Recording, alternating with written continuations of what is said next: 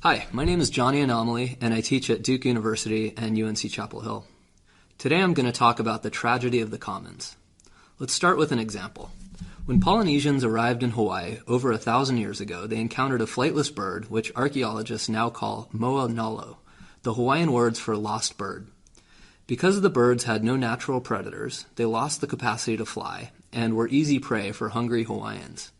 All Hawaiians would be better off preserving enough birds to replenish the natural stock of food, but since the birds were an unowned resource, each Hawaiian had a strong incentive to eat the bird into extinction, and that's exactly what they did.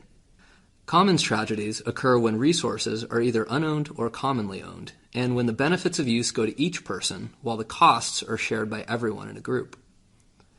To make the previous example precise, suppose there are 20 Hawaiians.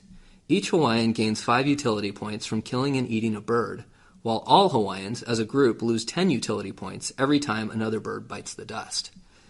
Since my fraction of the collective loss to 20 people is only half a utility point, but I gain 5 points, I get 4.5 points on net by killing an endangered bird that I would prefer to preserve. The most interesting thing about commons tragedies is that, like prisoners' dilemmas, they show that it can be fully rational for each member of a group to act in a way that leaves everyone in the group worse off than they would be if they could cooperate. Notice that commons tragedies, like prisoners' dilemmas, don't necessarily arise because of self-interest. I may hunt an endangered species so that I can feed my family and friends or donate the meat to some other cause that I consider worth promoting. So, how do we avoid commons tragedies? The most common solution is property rights, which lead individual owners to internalize both the benefits and the costs of their use of a scarce resource. John Locke and David Hume saw this as a crucial function of property rights.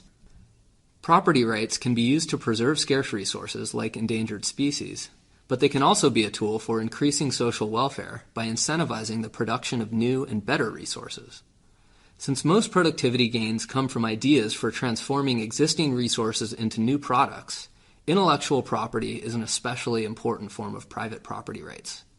It is easy to see how ownership over external objects would induce owners to preserve and improve natural resources, but intellectual property, ownership over ideas, is a bit more subtle. Well, there's quite a bit of controversy about how efficient particular systems of intellectual property are. Many economists believe that without allowing people to own ideas, they would have less incentive to conduct costly research and development campaigns to create new medicines, new kinds of computers, or new genres of music. All of these ideas create social value, but without the right to take exclusive ownership over the ideas, at least for a while, inventors would not be able to recoup the time and money they spent coming up with them. Still, private property is not a panacea. Property rights are costly to enforce, and they may stymie innovation in certain domains. Consider the problem of patent trolls, people who make their living buying patents with no intention of using them. Patent trolls sue companies that use technologies which resemble the patents they've purchased. In many cases, companies find it cheaper to pay off the patent trolls than to wage a costly court battle against them. This leads to a misallocation of resources and rewards people who make money without producing any real value. Property rights have to be enforceable to work well. Enforcement is costly since it requires monitoring violations, prosecuting violators, and settling disputes. Some countries are too poor to be able to monitor property rights effectively, and others are too corrupt.